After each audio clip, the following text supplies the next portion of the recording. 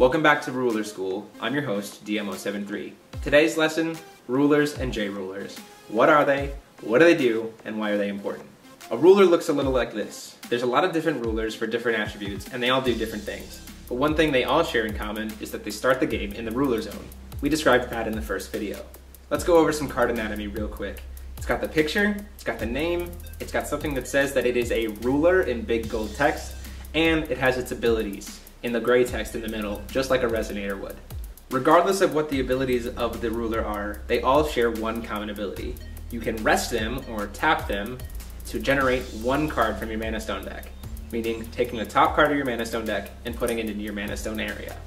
Some rulers also have additional abilities that can be activated based on the amount of mana you have to do different things to the board. To find out more about that, you'll have to look into more specific cards on your own. The other thing that all rulers share in common is a text called J-Activate, or Judgment. This is a powerful ability that can be done once per game during your turn when the ruler is recovered, or straight up and down. In order to perform Judgment, you have to pay the cost. Once the cost is paid, you take the card, flip it over onto its JRuler side, and play it onto the board. At this point, the JRuler becomes a monster on the board. However, it is not a resonator. It is still a JRuler. This is important for certain card distinctions.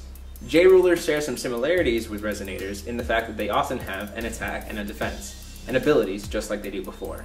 If for any reason a ruler would be destroyed, it simply loses all of its powers, stays on its JRuler side, and returns to the ruler zone with the only ability being able to call for mana. This is different for some specific rulers because of a certain ability, but we'll talk about that in a video later about specific ability types. Rulers and JRulers are powerful forces that drive the game of force of will.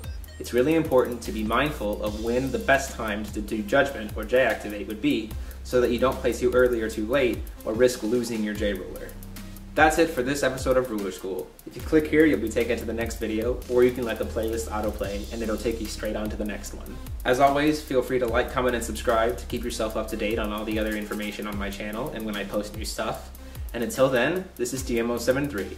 Class dismissed.